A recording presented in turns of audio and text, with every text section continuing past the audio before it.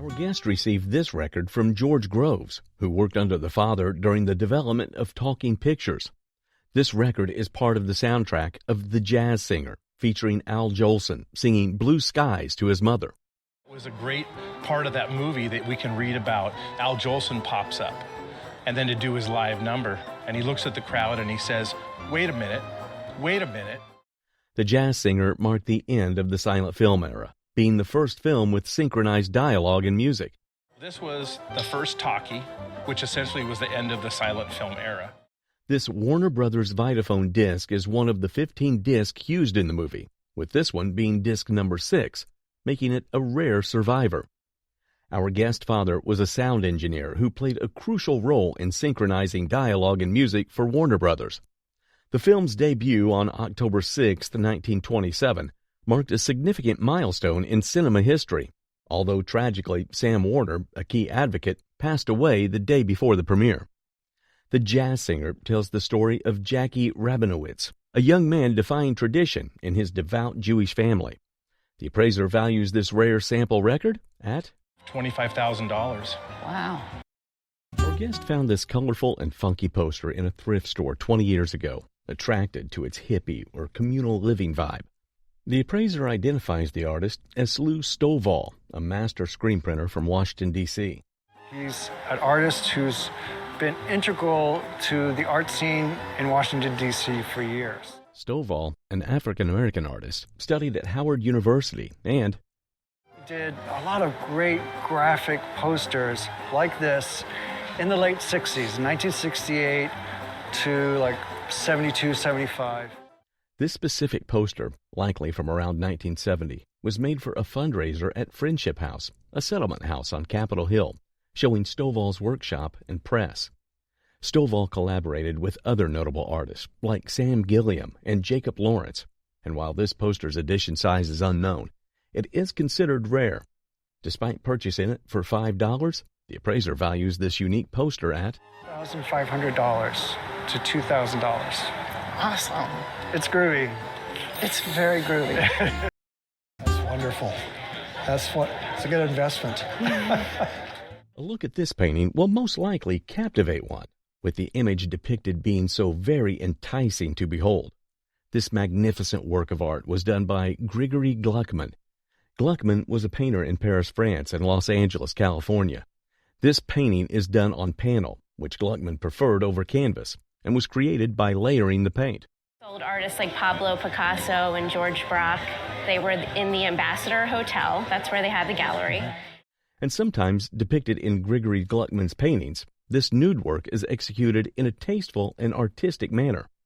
This painting stands as a testament to Gluckmann's mastery of color, form, and emotion, and at auction, it would be valued at $8,000 to $12,000. That's wonderful. It's a good investment. Gifted this bowl, a wedding present from Madame Chiang Kai-shek and Madame Su Yat-sen in 1947. The Soong family, often called the Soong dynasty, was influential in the 20th century. The Diet-Sai color palette, featured by the Dowager Empress Cixi, reflected her powerful influence behind the throne. During the Guangxu period, porcelain featured traditional Chinese themes, often with flowers and birds. This enamel-decorated porcelain with a rare orange peel effect is unusually large. An iron-red Chinese mark signifies production during the Guangxu period. Crafted from fine porcelain made of kaolin clay mixed with quartz and feldspar. Guangxu porcelain boxes are prized for their craftsmanship, history, and beauty. Radiating elegance and history, the appraiser valued the item. $15,000 to $25,000. Okay. Well, we will continue to take care of it and continue to enjoy it. A look at today's item would have you think we were in medieval times. But this chanfron was crafted and used for horses in the late 19th century. All I know about it is that it's a chanfron. I believe it was European. So what is a chanfron? My understanding is that a chanfron is a horse's armor for its head. The design, however, dates back to the 16th century. Contrary to what you're thinking, this horse's armor wasn't used for war, but for ceremonial events, serving as the equivalent of a soldier's regalia. It is very well detailed, showing why it was used for ceremonial events. Many of the reproductions are relatively smaller, and this is obviously a very monumental piece, which would have been the proper size. So the first clue to us is that even though it was crafted in the late 19th century, it wasn't hard-forged, which means it was a reproduction of an earlier piece. Nevertheless, as it's a symbol of patriotism and elegance, it would auction today at $5,000 to $10,000. Our guest received this Art Nouveau piece of jewelry from her French grandmother, dating back to around 1890. The jewelry is American-made and features sinuous lines and plique azure enamel, a delicate and intricate enamel technique. The pendant originally had a pearl at the bottom, known as a winged pearl or a dog-tooth pearl, which is now missing. Despite the missing pearl, if this piece were to go to auction, it could be estimated at $3,000 to $5,000. Oh my goodness. And my grandmother, she would just love this. The guest inherited this photograph from her father-in-law, who was a colonel in the Air Force during the period when the photograph was taken. He was a colonel in the Air Force, and they lived during this period of time, 1958 through 61, at Langley Air Force Base in Virginia, which is where the Mercury program began. This photograph features the first 7 astronauts who participated in the NASA Mercury 7 program. The Mercury 7 were the group of astronauts selected to fly spacecraft for Project Mercury, also referred to as the Original 7 and Astronaut Group 1. The photograph was presented to the guest father-in-law by the astronaut and was signed by them in appreciation of his work. Dating back to the 1960s, this piece holds great significance in the United States history and the history of space exploration. Its value is estimated at $5,000 and $7,000 at auction. Okay. That's exciting. Of course, we'd never sell them.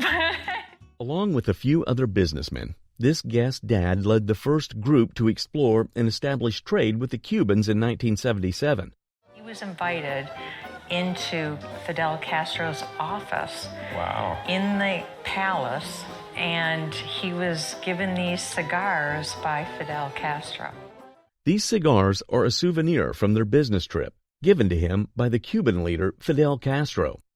Fidel Castro was a Cuban revolutionary and politician who served as prime minister from 1959 to 1976 and as the 15th president of the Council State of Cuba from 1976 to 2008. Along with the cigars is a photograph taken inside Fidel Castro's office. This photograph depicts the leader, the businessman, and his companion. This collection of souvenirs holds great significance to Cuban history and the leader himself. At auction, it would be valued at $2,000 to $3,000. That's exciting. Of course, we'd never sell them. Oh my goodness! I'm shocked. This odd statue looks like a mini depiction of the Greek gods, but in reality, it's a mini cherub attached to a grape dish. This dish is made from silver. A big scallop shell, and a lovely little cherub on the front with angel wings. And its origins can be traced back to Russia. This grape dish was made by a respected jeweler called Peter Carl Fabergé. It was made between 1910 and 1915, around the time of the Russian Revolution. Often you associate Fabergé with tiny little jewels, but they had a whole range of silverwares as well, coming out of their workshop, including your lovely scallop dish. Although it looks normal, the attention to detail on this item is astonishing. Given its Russian origin, this grape dish would auction today at £8,000 to £10,000 mark. No! Oh my goodness! I'm shocked. Gifted to the guest grandmother by a suitor in the late 19th century, these artifacts include a pipe and stem, as well as a pipe bag. Originating from the eastern Sioux, or Lakota, these items are museum-quality pieces. The pipe bag is crafted from porcupine quills and deer skin. The pipe itself is made from catlinite, sourced from the Catlinite Quarry in Minnesota. The pipe stem is fashioned from ash and decorated with bird quills, duck feathers, and intricate wood carvings. And on the bottom, bighorn ram on the next one up, a turtle, and an elk. And they've been dyed with red ochre on the sides. This collection is a ceremonial art form originating from the Sioux people, and its estimated value is $8,000 to $12,000 for the Pretty two. impressive. Yeah, it's great stuff. It could bring more. I'm talking about an Example of early 20th century folk art. Created around 1920, it reflects a tradition where American artisans crafted their variations of Oriental rug designs. This rug started with a burlap backing and a stenciled pattern, with creators selecting specific yarns to ensure consistent colors. So consistent throughout. It's obviously not scrap material that's been used. This particular rug, with its vibrant and consistent hues, would sell for, I think I would have a retail price of $8,000. $8,000? $8,000. Oh my goodness. That is remarkable. Our guest family has a long history with George Orr, a notable potter, as her grandfather worked in his studio and her grandmother was friends with Orr's son, Geo. Our guest owns several pieces of Orr's pottery, including vases and a rare jug, passed down from her grandparents. One of the vases had been damaged and possibly washed in a dishwasher, which is not suitable for such delicate pottery. The appraiser explained that Orr's sons took over the pottery in 1907, converting it into a repair shop. Had much value for most of their life. It's not been since the last 25 years or so. Our guest's jug, given as a wedding present to her grandparents, is exceptionally rare. The guest also has George Orr bordello tokens, which her father kept hidden due to their suggestive nature, only revealing them when she was in her 30s. An appraiser shared a bawdy poem often inscribed by Orr on his pots, adding a personal touch to his work. The bordello tokens are valued at, say, $5,000 and $7,000 for the 6 of them. The rare jug, still with its original cellophane, is valued at $2,500 to $3,500, maybe $3,000 to $4,000. Wow. A blue vase in perfect condition is estimated at between $15,000 and $20,000. Despite damage, a green vase is valued at $15,000 to $20,000, or maybe $17,000 to $22,000 in spite of the repair to the handle. Wow, really? Yeah. That surprises me. Look at this, and you would think it's the mini version of the UK's clock, but this is called a mantle clock. Got this wonderful brass dial, fully engraved, and then you've got these spectacular large enamel dials with the subsidiaries at the top. Mantle clocks have been traditionally placed on the top of shelves, and this has earned them the other name of shelf clocks. This clock is made from high-quality brass, and the enameled dials still work, which insinuates that it is high quality. A distinct feature of their clock is that, unlike normal clocks, this mantle clock plays a melodious tune, which you don't see every day. It was made in 1760. Despite this, however, the clock has remained largely unscathed, and today would auction at £15,000 to £20,000. Really? Wow. Exhibited today is a classic musical instrument. This mandolin was acquired by the guest from her father-in-law, who enjoyed collecting antique items like this one. It was crafted by the renowned Gibson Company in 1923. Gibson A2 model, and it has all the features that... They started making the mandolin in this shape circa 1908 to 1910.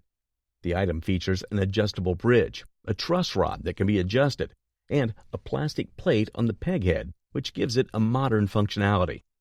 This piece is considered one of the most desirable instruments, with a rich history and exceptional condition. At auction, this mandolin, with its intriguing provenance, would be valued at in the $3,000 to $3,500 range. Wow. Okay. Of great significance in the history of the United Kingdom and the British Empire is the Victorian era under the reign of Queen Victoria. These architectural drawings come from this period, and this guest acquired them from a dustbin of a firm he worked for. I picked them up near some dustbins that belonged to the firm that I worked for. I myself am a chartered civil engineer. The firm I worked for. The Victorian era saw British society value a high standard of personal conduct and witnessed significant scientific and technological development as shown in this wonderful collection of Victorian architecture. Notably, we have the architectural plan of the Liverpool Corporation Waterworks showing the supply of water from Lake Vyrnwy. This collection of architectural drawings is of great significance to the development of Britain, highlighting the transformation from its past to its present, valued at $20,000 for the lot. Our guest shares the story of a photo of Duke Ellington given to his grandmother and father when his father was a teenager. The guest grandfather was Duke Ellington's doctor, and Ellington dedicated the photo to the guest father and grandmother. Remarkably, the guest father later became a jazz musician. The appraiser asked for more details about the guest father, who reveals that his father is Dexter Gordon. Dexter Gordon influenced jazz legends like John Coltrane and Sonny Rollins, and starred in the film Round Midnight. The appraiser notes Dexter Gordon's illustrious career, including his Grammy win for the Round Midnight album. The guest shares that Gordon lived in Copenhagen and Paris in the 1960s and returned to the U.S. in the 1970s, and he came back to the States and he made an album called Homecoming, which was recorded at the Village Vanguard, which brought him back to the States and created a whole new fan base for him. The appraiser acknowledges Dexter Gordon's status as a national treasure and jazz legend. This collection includes signed photos from Duke Ellington to the guest grandmother and father. We have Sarah Vaughan, who wrote a really fun inscription to him. Yes. We have the Billie Holiday down there that's written to your father. Another photo features Dexter Gordon with Joe Louis and Lionel Hampton. Our guest notes that his father, nicknamed Long Tall Dexter for his 6'6" height, dedicated the photo to his mother. Appraiser points out how Dexter's height accentuates Lionel Hampton's smaller stature in the photo. The appraiser emphasizes that the signature's value is significantly heightened because they were addressed to Dexter Gordon.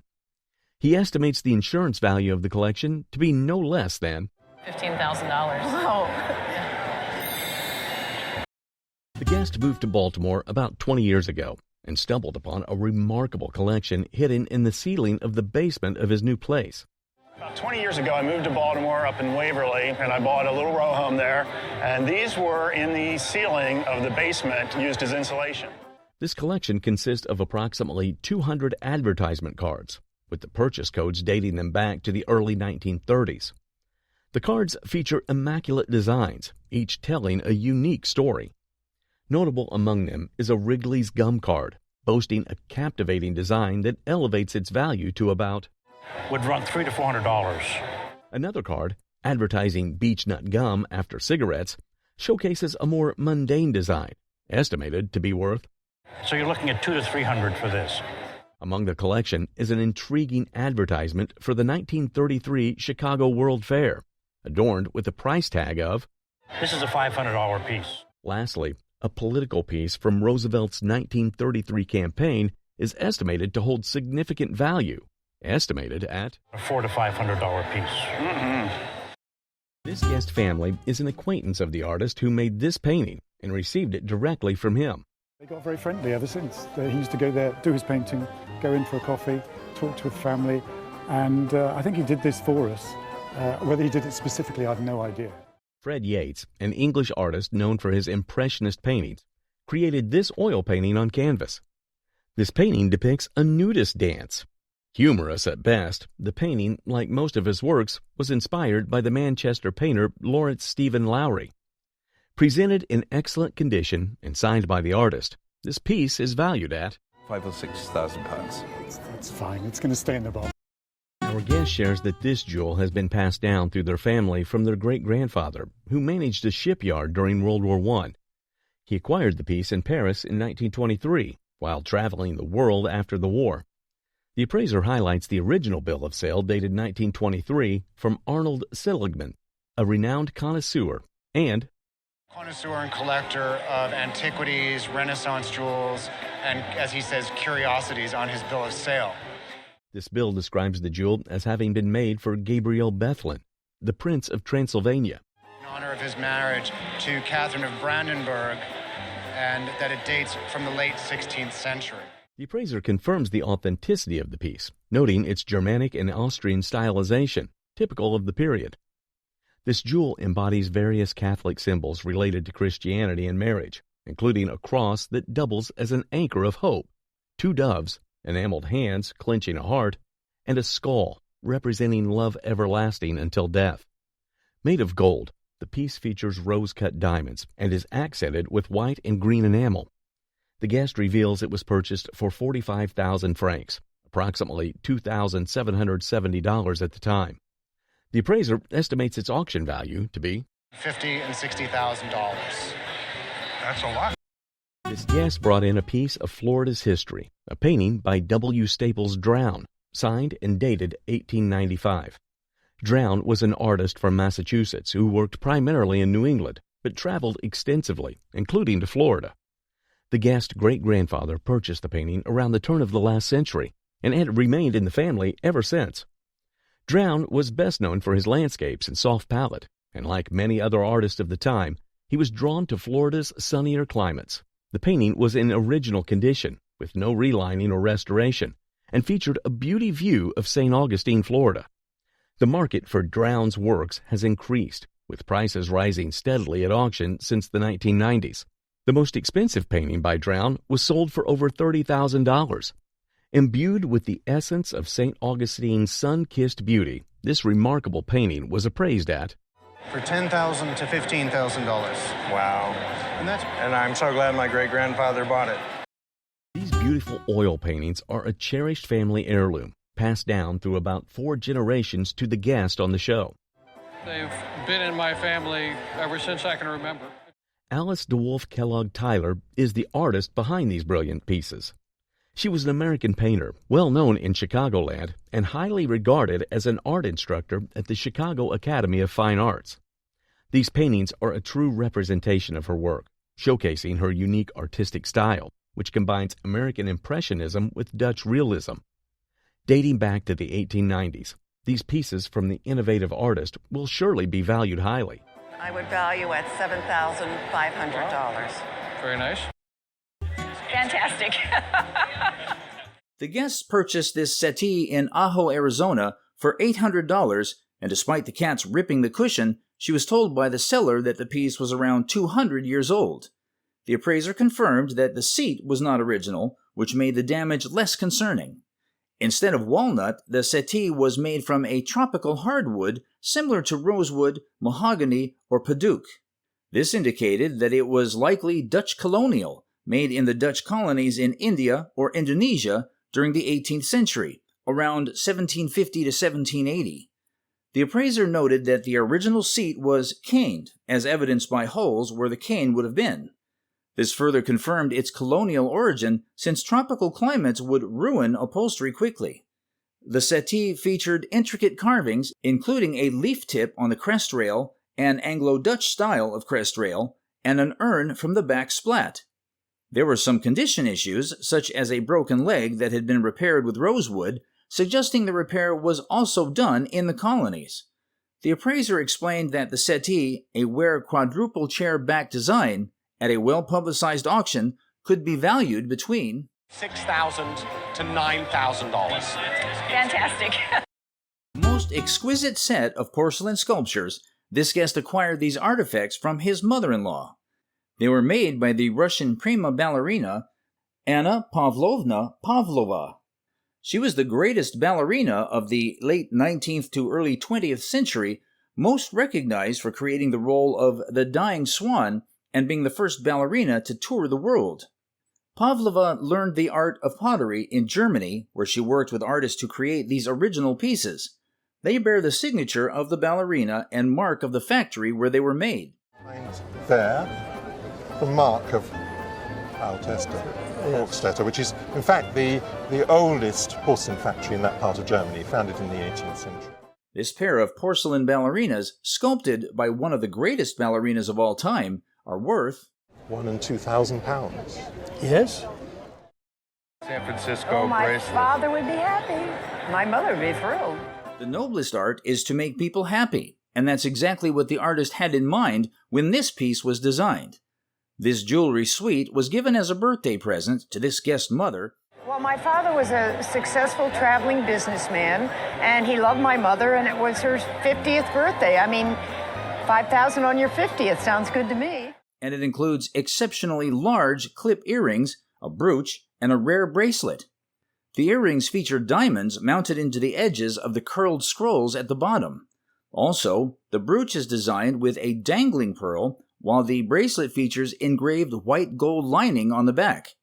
Considering the rarity and uniqueness of this jewelry suite, at auction would fetch $10,000 to $12,000 conservatively at retail for your Marsh's San Francisco my bracelet. father would be happy. at auction. That was just, I just happened to bring it by chance. On first look, we thought this guest had come to find out about her furniture, but on closer inspection, we found something more worthwhile. What was discovered was an envelope containing an 1885 Chicago opening day baseball program. It was an opening day program for the Chicago White Stockings that would later become the Chicago Cubs. This is the dedication souvenir program for the opening of their new park at the time, and in it is an image of the West Side Park where the program had happened, along with the team's photograph. They were captained by a gentleman named Cap Anson. He was probably the 19th century's greatest hitter. Unlike the furniture initially brought, this envelope, with its historic content, is actually worth more, and it's valued at $8,000 and $12,000 Oh my at God, auction. that was just, I just happened to bring it by chance. These are amazing Siggy butterfly prints. They were initially perceived as large, intimidating moths by the guest. With their bold and strong visual impact, these were initially unsettling due to their realistic size and appearance. They were kind of big, scary moths. Like, my idea, if this was real, that'd be terrible. A technique used to create them is known as poussoir, a method involving stencils and color application through rollers or heavy brushes, which contributes to their vivid and striking presence. Other than their decorative uniqueness, they also hold considerable artistic merit due to the poussoir technique. These were inherited by the guest somewhat by default, not initially understanding their value or significance. There is a stunning use of the stencils and vibrant application that gives the artwork its unique, eye-catching quality. These phenomenal artworks are being appraised at a value of $4,000 at auction. This rare archive includes many great artifacts of one of the greatest wrestlers of all time, Orville Brown.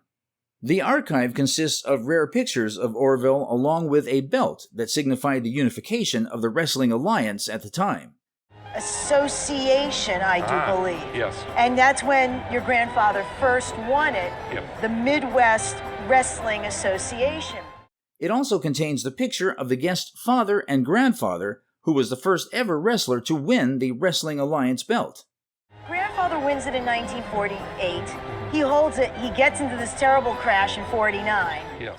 The guest's father and grandfather are also pictured here, and this signifies a type of family bonding at the time as they were both wrestlers. These pictures represent memorabilia from the early days of wrestling, and so today they would auction at $3,000 to $5,000 on it. Today's piece is Major League inspired. It's a signed poster from an MLB player, Roberto Clemente. Clemente was a Puerto Rican professional baseball player who played primarily as a right fielder for the Pittsburgh Pirates team. This piece is one of the rare posters that was signed by Clemente before his tragic early death via plane crash. Clemente's autograph is still very much desirable, even till this day. This autograph and poster from a player much loved by followers of baseball would be worth of $3,000. Wow, that's really neat. The guest purchased the earthenware figurine from an antique shop in Galveston for $100. He trusted his instincts that it was genuine and potentially valuable. The figurine was indeed Staffordshire earthenware from early 19th century, made of pearl-glazed earthenware. Its naive and garish style was typical of pieces painted by youngsters or children during that time period. The ability to achieve a wide spectrum of colors in a single firing was impressive, a hallmark of Staffordshire pottery. The figurine featured a candlestick shape, a common design for Staffordshire pottery during the early 19th century. Overall, the earthenware figurine was a rare and valuable find, making it worth at between $1,000 and $1,500. Okay. This doll ranks at the peak with its lifelike appearance. This is a little doll made by Schmidt and Fee of Paris, France. This doll is in its original French costume with its little straw hat, lace dress, wonderful socks, and original labeled shoes. She's made of bisque, and she has paperweight eyes. It also has markings around its neck covered by a wig. Known as the finest French doll, this piece with its unique characteristics will sell for $15,000 to $18,000. Oh my goodness. The guest family heirloom included a remarkable painting that was nearly 100 years old. The piece was created by the renowned northern artist named John Atkinson Grimshaw. The appraiser provided a detailed background on Grimshaw, noting his precise painting style. The artist's background in photography led him to incorporate a photographic base into several of his paintings. As demand for Grimshaw's work increased, he began to produce more paintings quickly by using photographic bases and employing assistants. The particular piece had typical elements such as detailed trees and stippled branches, suggesting it was painted quickly with learned techniques. The painting in question had less detail compared to Grimshaw's earlier work from the 1870s. It doesn't quite hold together. This heavy cart laden with trees is not sinking into the mud. The appraiser identified condition issues resulting from cleaning, particularly in the area surrounding the moon. Considering the work as Grimshaw's minor work and the condition issues, the suggested value was... I would have thought more like £15,000. A wonderful-looking piece that appears to have been crafted by ancient Indians or Chinese. It's a piece that was made using terracotta and was crafted in the Nayarit state of Mexico. The characteristics that confirm this piece's authenticity can be seen in the manganese located at the chest area of this piece. Here, in the tomb, in the presence of a corpse, with a stroke of splash patterns set on it is hugely important. Another look at the general craftsmanship of the piece would leave one in awe at the level of creativity involved in its making. A very old item is what this piece is, and it can be dated as far back as between 200 BC and 200 AD. This statue, due to how old it is and the level of creativity used in crafting it, is sure to be worth $15,000 to $25,000 on this. Good. Excellent. Good. These Moby Dicks were his grandfather's, then his mother's, and now his as the eldest son. Artist Rockwell Kent created striking wood engravings for Herman Melville's Moby Dick. The first Rockwell Kent illustrated edition of Moby Dick, issued in 1930, is the most famous edition. The front flyleaf has an inscription to his grandfather, signed by Rockwell Kent. There is a machine-made aluminum slipcase that fits all three books. This is the actual wrapping paper that came with the aluminum case. Kent's illustrations capture the drama of Melville's tale with bold, expressive style. Here's the title page with a ghost image imprinted on the opposite page. A masterpiece of book illustration, the appraiser valued the item. $12,000 to $15,000. Oh, yeah, good. Excellent. Good. No, it isn't, is it? To any normal antique lover, this chamber pot might look like an oversized cup, but it's especially special for two reasons. The first is that it bears a picture of the famed dictator Adolf Hitler. Next, and perhaps most exciting, is that it plays a tune. You go. Recognize that? It's not every day you see a cup that plays a melodious tune such as this. It even sounds better than some musical instruments. Another thrilling fact about this pot is that it's extremely rare. Because of its date, the Second World War, this particular period when Hitler's stormtroops rode into Poland. As it is a rare and fragile piece, this chamber pot today would auction at £300. Oh, it's not. No, it isn't, is it? The guest bought this item at a country auction because she thought it was a beautiful piece. This is a brooch made by Van Cleef and Arpels in France. It's from France, not New York, which makes it more desirable. It is an 18-karat gold double-prong fur clip featuring cushion-cut cornflower blue Ceylon sapphires from the 1940s. This stunning piece also showcases 3.6 carats of Burmese rubies. With its high-quality gems, this brooch has a significant value of $35,000. Oh, Rosie! The guests shared that they received these three artworks by Sol LeWitt as a wedding gift in early 1956. LeWitt, a friend of the guest's husband from the Korean War, sent the artworks to them. The appraiser provided background details about the artist, who became a significant figure in contemporary art. Anybody who knows his work, as you see in that book illustration there, which is from a recent retrospective of his work, that's what you think of him. Very minimal, very linear. The guest also brought a letter from Lewitt from the 1970s in which he offered to buy the prints back for $200 each. The appraiser emphasized the importance of this letter for provenance. The particular pieces were colored woodcuts likely created using multiple blocks for different colors. Given the letter and the condition, the conservative auction value was $7,000 and $10,000 each on these. Oh, okay. So upwards of $30,000 for the three. All right. This guest acquired the painting from her husband.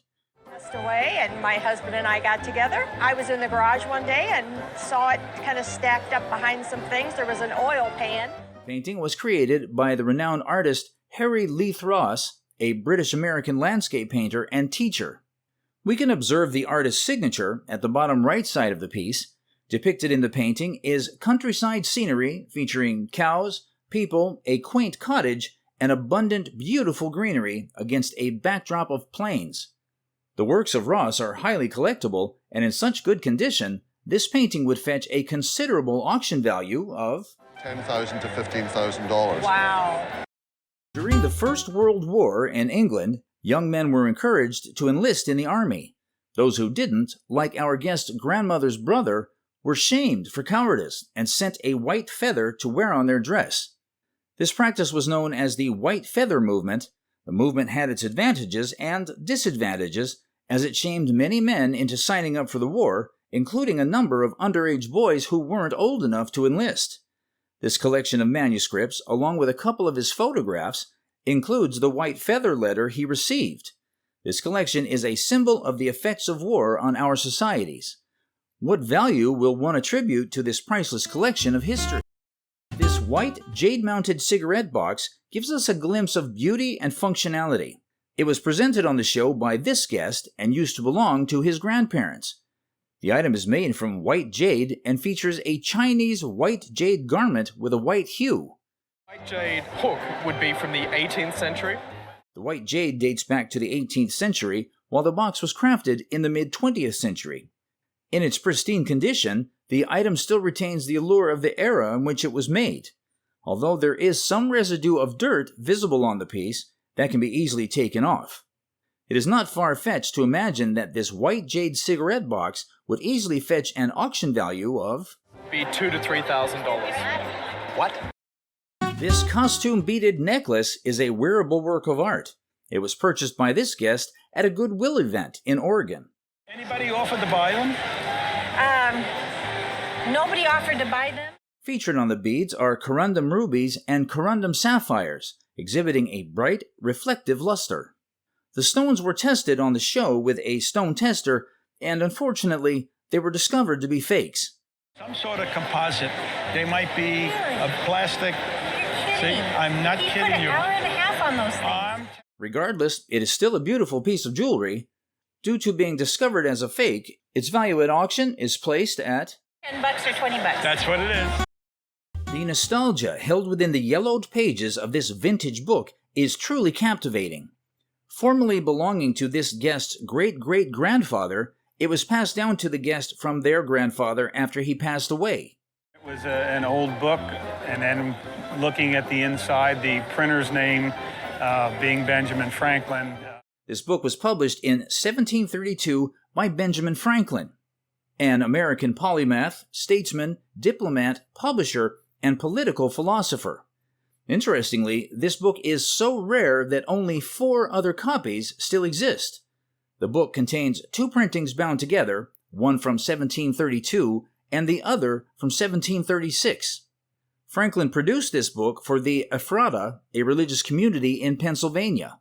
This rare book is a very important part of American history and has a rich provenance. At auction, it would be valued at $40,000 to $60,000. Oh my God. It's an incredible rarity.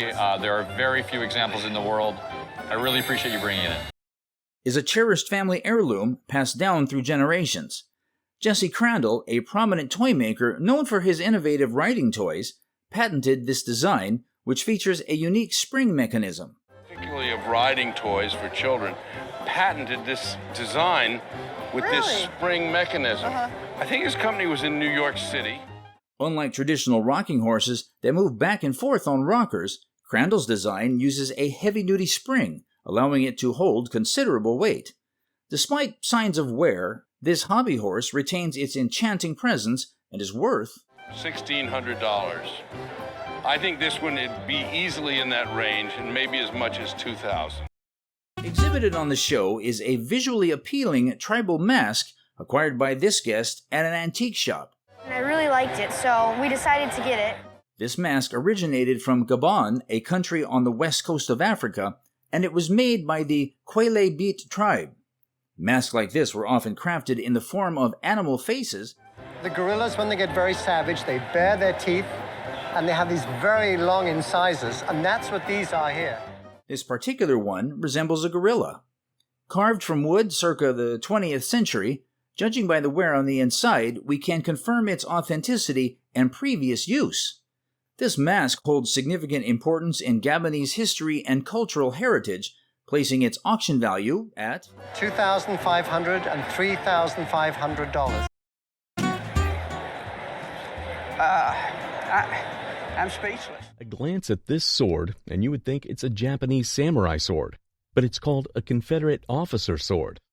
Is what I always heard, but I don't know much about it. Swords were used by officers of the Confederate States of America, but this particular type was used by cavalry soldiers. This specific sword was made by William McElroy, who used the war to make money.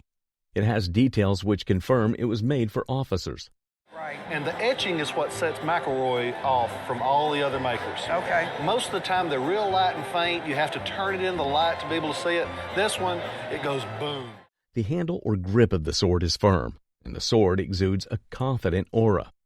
This sword is a piece of American history, and so today it would auction at $50,000. Oh, my Lord. Guest brought an archive that contained a collection of letters and memorabilia from the Kennedy family, including a personal letter from John F. Kennedy to the guest grandmother. One particular letter was significant from John F. Kennedy's to the guest grandmother, commenting on her feedback about a speech he made at Americans' anti-colonial policy, particularly regarding Algeria. It was a typed letter signed TLS with a personal autograph endorsement, making it highly valuable. The archive also included a funeral card sent by Bobby Kennedy in 1963, emphasizing the bond between the two families. Presidential letters were often done with autopen, but this letter was a first-rate personal note with an autograph endorsement. The guest had done some research and understood that handwritten letters are worth more than typewritten ones with just a signature. With a skilled appraisal, the archive's hidden value was unveiled at $15,000 to $20,000 at auction. Well, it's exciting to hear and to know. Wow, I'm just shocked. Here we have a White's physiological mannequin, a detailed educational model used to demonstrate human anatomy. This mannequin features fold-out parts that reveal various anatomical details, such as veins, bones, muscles, tendons, and ligaments, making it an excellent tool for teaching medical students. An intricate craftsmanship and comprehensive detail make this mannequin a valuable educational resource. Upon evaluation, the detailed craftsmanship and utility of the mannequin were highlighted. It also provides visualized and tactile learning experiences. This amazing piece was created as a high-quality anatomical model for medical instruction. A current value of this White's physiological mannequin is estimated to be between Maybe of $1,000 to maybe as much as $1,500. Wow, I'm just shocked. A guest brought a portion of his father's collection, which included historical books and maps related to Louisiana. Among the items presented were books from the 17th and 18th centuries, all still in their original leather bindings. This included a French Pratt's set from 1757, a 1688 Hennepin, and a 1703 La Hoynton. The books were in good condition given their age and climate, though some needed minor conservation. The appraiser examined maps from the collection, highlighting their historical significance and good condition. They discussed the potential interest of collectors, boosting the value of the books. Acknowledging the potentially valuable and extensive collection, the suggested value was $3,000 to $5,000. I'd say that's $3,000 to $4,000 at auction. The La Hoyton, and that's a good $3,000 to $5,000. This bowl was manufactured by Wedgwood in the 1920s. Wedgwood is an English fine china, porcelain, and luxury accessories manufacturer that was founded in 1759 by the potter and entrepreneur Josiah Wedgwood. The design on the bowl showcases the exquisite work of the company. This bowl is known as a footed bowl. The design on the inside is called the Flame Fairyland, depicting fairies and gnomes against an orange background. The outside features a pattern called leapfrogging elves, with the inscription of a verse. This is a fabulous collection, and when she put it together, she clearly had a good eye, as we say. If she bought it in, let's say, the 1960s or even the 70s. The bowl bears the hallmark of the Wedgwood Company. This design was initially created by the pottery designer, Susanna Margaretta Daisy McKeag Jones, and this bowl bears her signature, which makes it a rarity for its kind, raising its auction value to $25,000. And the high estimate would probably be $35,000. Oh my goodness. As a gun lover, today's pieces are not just treasures, but also a story of origination. The pieces are a pair of old, percussion cap muzzle-looking derringers. This pair of derringers was actually crafted in the southern part of America, and on top of the piece is the mark of the suspected company that created it, Schneider & Company, Memphis. Which is kind of misleading because it's believed that these guns are made in Nashville by a company owned by Frank Bitterlich. Quite unique about this rare pair of derringer guns is that they're numbered and they were crafted circa 1859. A nice and complete pair of fully functional guns, their qualities are even more enhanced by their portability. This pair of derringer guns is in high demand among gun collectors due to their history and make, and would be auctioned at $1,000 and $1,500 apiece. This beautiful set was acquired piece by piece by the guest's grandmother in the 1930s. The appraiser explained that this set was made by the Royal Winton Company of England, renowned for their floral patterned sets known as chintz-ware. The company produced millions of these sets from 1932 to the 1960s, making them common yet highly sought after. This beautiful chintz-ware set was in remarkable condition and was quite inexpensive at the time, with each piece costing only a few dollars. Although these sets were not very durable or high quality, people loved them for their attractive and decorative appearance. This inexpensive set has achieved high value in the past decade, with each piece now valued at hundreds of dollars. The guest had 70 pieces of this set, and the appraiser valued the entire collection at $6,000 and $8,000. Holy cow. Thank you for bringing her in. Almost lost my glasses over that one. We are presented with a painting that transcends the era in which it was created. This guest has been in possession of the item for 35 years. It is a painting on tiled panels dating back to the early 1880s. The piece was painted in enamels on glazed earthenware. This is not an oil painting, so I'm not damaging it. At the bottom of the item, we can see the maker's signature. We can also observe the signature inscribed on the back of the painting, indicating it was made by Cartier & Company. With the markers of authentication and in this pristine condition, this item is estimated to be worth At least $4,000. Thank you for bringing her in. Almost lost my glasses over that one. Acquired this hanging shelf in the 1980s while exploring the English countryside. The appraiser identified the piece as an antique oak shelf. The date, 1726, suggests that the piece was crafted toward the end of the reign of King George I. This was the kind of piece that stood the test of time, remaining in remarkable condition. Both the guest and the appraiser praised the piece, suggesting that it may be crafted from oak or walnut. The object bore an elegant letter M embellished with an intriguing monogram, while the aperture hinted at a potential ceremonial significance. A faint dark line etched into the wood hinted at the traces left behind by something repeatedly rubbed against its surface. Much to the guest's surprise, the appraiser valued this piece at $3,000 at auction. And if it were in a more specific sale, even in England. This piece was graciously gifted to the guest by his aunt 15 years ago. Off his entire collection, she bought 2 pieces. This is the one surviving piece. The other one was broken. It is a Native American pot originating from the Hopi tribe. The designs adorning this piece are ancient, dating back to the early 20th century, and were made by a woman named Nampeo. Nampeo was a Hopi Tewa potter who lived on the Hopi Reservation in Arizona. She just literally transformed Pueblo pottery making in the entire Southwest. One of Nampeo's main characteristics is symmetry, which is visible on this piece and is in very good condition. Adorning this pot are feather designs, an abstract bird design, and a constricted neck.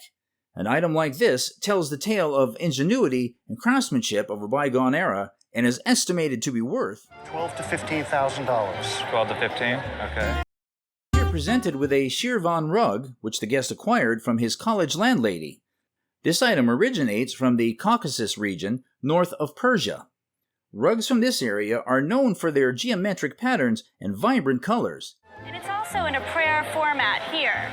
However, it probably never was intended to be used as a prayer rug. This particular rug was woven in the late 19th century, and something else fascinating about this rug is that the designs suggest it was woven by 2 people. The ancient rug is still in perfect condition, defying its age.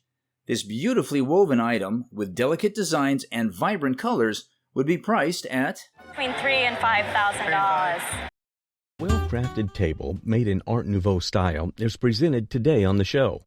The guest who brought the table acquired it at a yard sale some years back. This table was made by the Toby Furniture Company and was crafted circa 1900. The base of the table is well crafted and tells us about the precision needed to craft it, influenced by French and Belgian craftsmanship. Toby was copying what they saw in some of the French and Belgian things that were being made across the sea, which the Toby Furniture Company incorporated into their designs. This table, made with mahogany, is a fine example of Art Nouveau-influenced furniture and would be auctioned at $4,000 to $6,000 on it. French dolls. Brou was regarded as the ultimate maker of dolls. This French Brou doll is considered a number 1, which is the magic size in French doll collecting. It has a particular body that's desirable among doll collectors, and it's called a chevreau hinged body. The legs are carved wood, and they are hinged at the knee. The doll's head, shoulder, and arms are made of bisque, which is desirable among collectors. However, this doll is celebrated for its remarkable craftsmanship, and at auction would fetch $28,000 and $38,000. You're kidding. No. Oh, isn't that wonderful? A painting depicting some of the life experienced in the cold regions of Alaska is what is presented today. This painting was done by an Alaskan illustrator, Fred Mckinnon. Mckinnon specialized in depictions of Alaskan scenes, people, and wildlife. And then in 1935, he intended to make a brief visit to his uncle in Alaska, but he ended up staying for 2 years. And he was known as a colorist, as can be seen in this painting. As with most of Mckinnon's work, the scene depicted in this painting is of Alaskan life. It would depict frontier life and native animals and these beautiful Arctic landscapes. This work is an oil painting done using glazed oil, which adds luminosity to the colors of the work. This painting is a representation of life lived in Alaska and serves as a window into that part of the world, which makes this piece valued at $25,000. Really? Yeah. That's wonderful. The item is a remarkable piece of Viennese enamel, notable for its exceptional size and intricate decoration.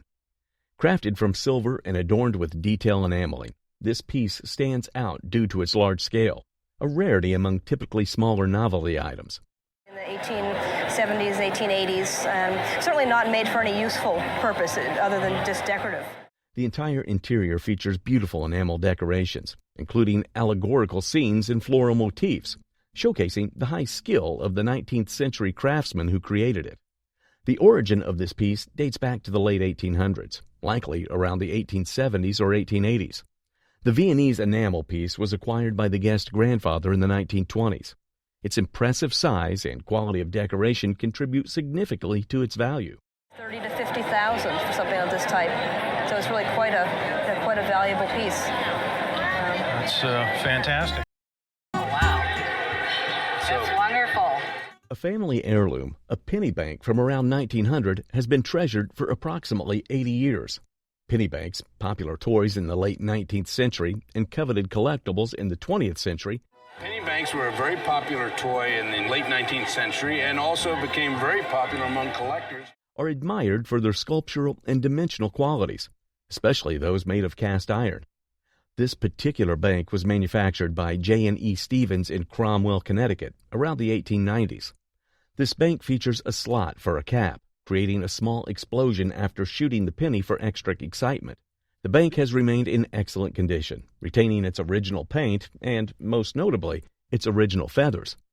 These feathers are a fragile component that is almost always replaced due to their delicacy. In its current condition, with the original feathers and high-quality paint, it is valued at $4,000 to $5,000. Oh, wow. That's wonderful. Persian rugs is that they are like pieces of art. This guest presented a bakshish rug that was crafted during the late 19th century. It's a Northwest Persian rug, present-day Iran, but made in Persia, from an area that we call bakshish. This rug is characterized by large-scale, geometric patterns, and it features bold, stylized motifs such as vines and floral elements. Trees represent the local trees. These are cypress trees. These are very stylized pomegranate trees. Okay. And color-wise, it's really just what the weaver liked. The rug is hand-knotted with a thick, sturdy pile, making it not only beautiful, but also highly functional and long-lasting, with an auction value of $25,000 to $35,000. Okay. This green glass Romer's is an exquisite piece. This glass, known as Romer's, has a rich history and originated in Europe over 300 years ago, particularly in Germany. But they made hundreds of thousands of rubbers in the 17th century when they were first really put into production. Initially designed for wine drinking, a beverage of the wealthier classes at the time, the Romer's became highly popular in the 17th century. The dark green color and the method of construction suggest these Romer's are not from the earliest period, but modern reproduction that's worth less than $100 each, perhaps $40 or $50 a piece. The blanket, called a Germantown blanket, was made in the 1880s, and it was woven using a material called Germantown yarn, which is from Germantown, Pennsylvania. From Germantown yards. It's called a Germantown weaving. Germantown was the name of a town in Philadelphia.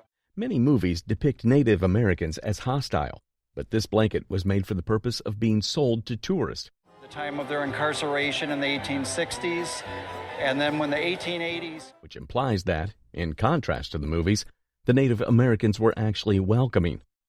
This blanket is well detailed and patterned, which is a typical feature of the Navajo. As a symbol of the creativity of the Navajo tribe, this blanket today would auction at $20,000 to $30,000. Wow. Some guests showcase their items on the show, including the value of these items. This guest displayed a bronze figurine from the 8th century, and it is valued at $300 to $400. Another guest exhibited a statue he inherited from his father, and it is estimated to be worth $800 and $1,200. These two guests presented two bronze bear figurines. One of these items is estimated to be worth $900.